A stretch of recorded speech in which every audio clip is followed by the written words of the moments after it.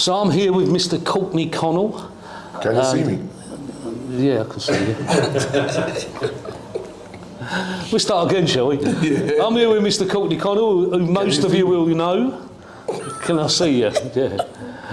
Shall I start again, Courtney? I'm here with Mr. Courtney Connell. I'm here with Mr. Courtney Connell, who most of you know as being London cab driver, former Knowledge of London examiner, and also knowledge school teacher as well. Kinda, yeah. Kind of. He's sort of semi-retired nowadays. He's leaving it all to the younger ones to do. So, Courtney, the knowledge. Yes, my man. What is the knowledge? The knowledge is power. Knowledge is power. You see that on the film, The Knowledge, didn't you? And on the sign outside the church, knowledge is power. What is the knowledge? Well, the way I see it, the knowledge is you study in London in its entirety. Yep. You will not remember everything. Yes, but you will know a good portion of it if you do it properly. Yep. Okay? And that will enable you to drive a London cab, be a proud ambassador of London. Yep. Yes? And take the people basically where they need to go without any hindrance. So it's not a case of, oh, where is that? And having to look up everything on a sat nav or whatever, yeah? But the knowledge is very in detail. Now, since they've changed it a bit, with the book of 6,000 points, yeah. You know, there are people out there worried that they've made, because I think they said it in their, with this think tank, about making the knowledge easier. So people are, mostly cab drivers are thinking, well, they made it easier. What's that going to do? Well, they can't really make it easier. How are you going to do that? Yeah. Unless you ask them 2 questions, big points, and that's it. Well, in my which is not the case. Every time Transport for London's tried to make it easier, it's actually taken people longer to do it. And it is. It has made it. When you see the book with the 6,000 points, bearing in mind, the examiners, I don't even think they ask 3,000 points in a year. Yeah. You see what I'm saying to you? And the book, you can ask them points in any combination. So you're talking millions of combinations. Yeah. Yeah? So, yes, all right, you can have all of them points, but you still got to execute how to put them together. So how does someone learn the knowledge? How do they go about learning how to become a London taxi driver?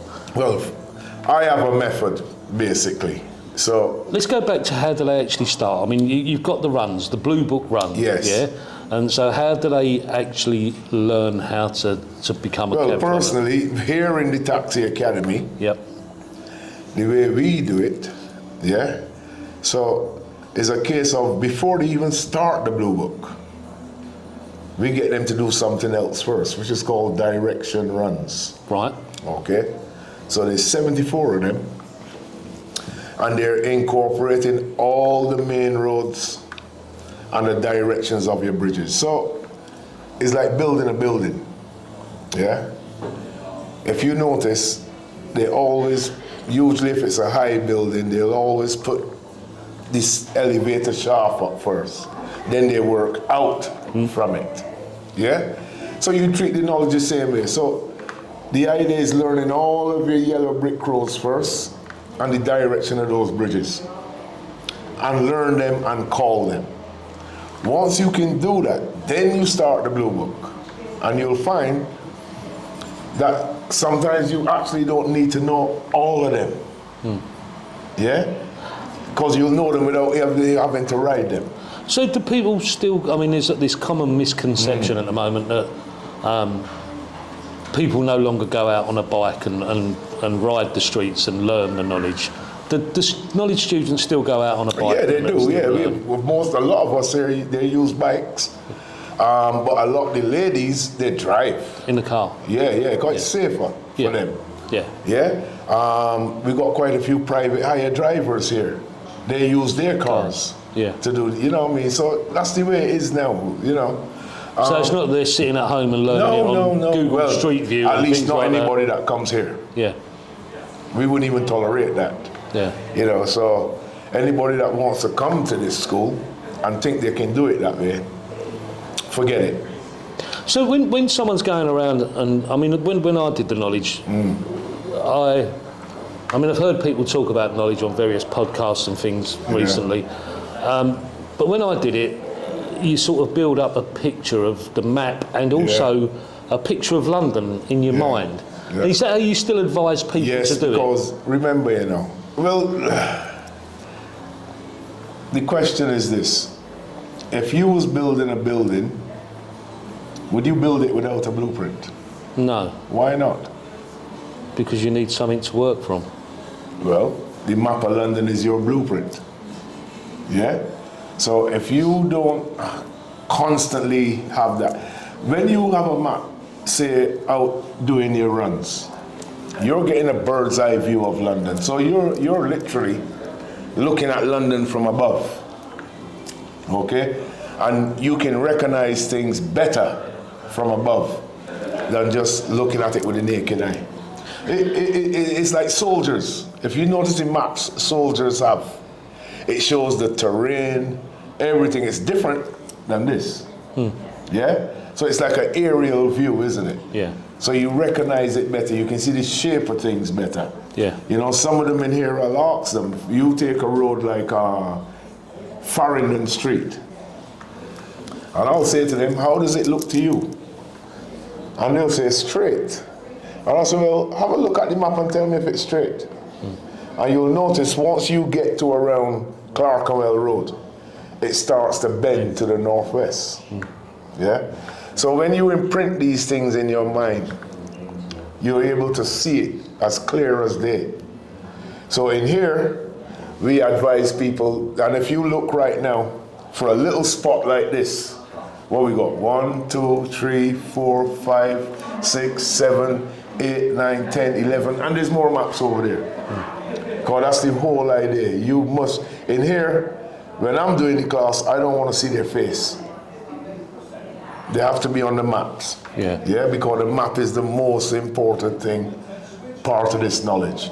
So basically what you're saying is when you're out on the bike, you're building up a picture of London, but also using the map as your reference point. What we got to realize is now some people, like I have a girl here really, she can't really see the small maps like that. So some people use their iPad. Yeah? But they're still using a map. Yeah, you see, the iPad is like, you know when you used to get people to get the map in sections? That's what the iPad is like. So if you have one of these fold-up maps, you can fold it to where you want, and you will see the roads in a continuous motion. With the iPad, you've got to flip. Same like using sections of the map. So you lose your direction. Yeah? But again, we got to face the fact is that some people, they find it a bit small to see it. Yeah? So you have to give and take with them. You know what I mean? So do you think the knowledge has changed over the years, or do you think it's still the same as it's? Well, it has changed, because, and it's got to change now to incorporate what they have done to the streets of London. Yeah, obviously. Because since the lockdown, lots has changed. So it's got to change to suit that. Yeah. Yeah? We have a lot of roads now where, like school roads, for instance, you got times on them now. Yeah. Things like this. So all these things you got to get to use with. Yeah? So it's like somebody goes on an appearance. If the examiner stipulates, the present restrictions apply. So let's say you went for an appearance at 9:30 in the morning. So you've got to know these time restrictions. You and I didn't have to do that. No. They have to do it now. Yeah. So, yes, so if you went for an appearance at 9:30 in the morning now, yes, the present restrictions apply. So let's say you go and use a road where they've got those times, and you went through it, you've got to know it. So when someone does the knowledge now, do you, I mean, when I did it, the examiner could ask you basically any street in London.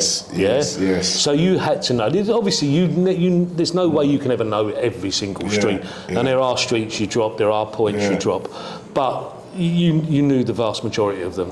And, and I've heard people on different YouTube thing saying, no, they don't know, we don't know all 25,000 streets in London. Yeah. And no, we don't know all 25,000 streets in London, but when you're doing the knowledge, you have to know the vast majority of them. Yes, you do. Because you can be asked anything, can't you? Look, you're not going to remember everything. If you did, then you'd be the greatest computer going. Yeah. Yeah? But you've got to know the vast amount of it. But what's made it a bit different now is this book of 6,000 points. Yeah. Bearing in mind there are a lot of roads in that book, which I didn't think there would be that much roads, but there are. There's tons of roads in it. So, and the examiner can now only ask from that list. What, even roads from there? Yes. So it must be from that list. But at the same time, that still doesn't make it any easier. So you couldn't ask me, I mean, one of the things that used to come out when I was doing the knowledge all the time was Jacob's Well Muse. Yeah. All the time. Well, if it's in the book, you can ask it. But if it's not in the book, If you it's can't. not in the book, no. Yeah? But at the same time, what I'm saying is, these things still get brought in. Yeah? Because if you look at what they're being asked now, you know, a lot of it is around the book. Yeah. Yeah? So things are still being brought into it, and it's still difficult for them to do, even though you've got that book. You know what I mean? I've had people in here on 21s. He's gone up for an appearance, and all they used was the book, and he hadn't a clue. Yeah. Some of the things they were asking about there. Yeah? So it happened to another young man this morning, actually. Yeah? Now he's doing a pointing system I have here from the book, but he got hit with everything in the city. Right. Yeah? And he hadn't a clue. He said he knew some of them, but a lot of them, you know, he didn't. It's not just as simple as people think it is now. So you I mean, how long have you been a cab driver now? Oh God. What year did you it's get coming here? up 31 years now. So you was 3 years, 94, 3 years behind me, 94, wasn't it? yeah, 'Cause yeah. we met 31 years ago. Yeah. So you think you believe that it's still as hard now as it was 31 years ago? Yes, So, it is. and you'd be the person to know whether it was even as hard. though they've got that book, it's still, because you still don't know what you're going to get asked in advance out of it. You just know you've got to learn what's in that book. Yeah. Right, this is Leigh, and she's just finished the knowledge. She's just got her suburbs left to do. Yep. So, well done. Thank you. How hard did you find it? I found it quite hard. Like in the beginning, I found it easy, but then when I went on to appearances, it was a test of my life, basically. Just, you had to, what I found hardest was routine, incorporating everything in, like call-overs, calling the blue book runs, call-over partners, just everything like that, and appearances, like my nerves was never settled as well. I'll say that. I was always nervous before appearances. So is it still the case of you have to eat, sleep, and live it? Basically, yeah. I'd say it took over my life, but for the better, I'd say. So how long has it taken you to get to the stage you're at now? So it's taken me nearly 4 years, 3.5 to 4 years. So I've done it full time as well, and I'm also a carer, and I've got 2 kids, and So you're looking forward to the day? Not long now then, so you're going to be out there and driving a cab very soon? Yeah, very soon, hopefully. I'm just currently doing my suburban runs. I'm up to run 11 at the moment. And then next, I'm going to be doing Heathrow airport runs, which, I'm looking forward to. I'm just want it over and done with now. Good luck, and hopefully see you out there soon. Thank you. Right, so I'm here with Sandro, and you attended the Knowledge Academy, didn't you? The Taxi Academy. When it first opened, from the first day I was here, induction, all the way till I got my badge. So I was there from the very first day. And how did you find the bully, Courtney? You know, it's because people have accused him of being a bit of a bully. So how did you find him? You know what it was? Like, before the school opened, Courtney got in touch with me, and I kind of already got his like tough, you realise stern he's just approach. like a big teddy bear, really. No, he kind of, I got his stern approach on the phone. Like he was giving me, I was at work and he was giving me questions, and so I was kind of prepared for him, because I knew like, oh, he believes in tough love on the knowledge. So how long did it take you to do the knowledge? And you know, this school is, I did struggle. It took me longer than it should. It took me 5.5 years. Yeah. But I was making every mistake in the book you can imagine until the school came. Before the school came along and the classes opened up, I was struggling on 56s. I'd almost got redlined twice. So, and then when this school opened, I only got like 5 60s after that. Mainly because, you know, not following the things that have been taught at the school. But it took me 5.5 years, but a lot of that, I believe the school was around before, when I was on the 56s, it would have cut a lot of time off. But if it wasn't for the school, I'd probably still be on on the knowledge. So how long have you been a cab driver now? I got my badge in September. So 6 months. 6 months now, yeah. So how are you finding it? It's even better than I imagined. Just everything about the job. The freedom of it. You can work it so many ways. You can work local. You can work apps. You can work, just in town. And I love London. And for me, it doesn't feel like a job. And you've decided to come back to here and Yes. and teach as well and Yes. take classes as well. What made you decide to do that?